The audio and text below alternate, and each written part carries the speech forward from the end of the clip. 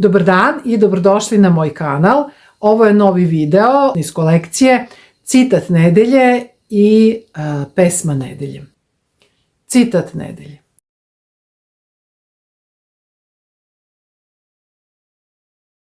Sada sledi pesma nedelje.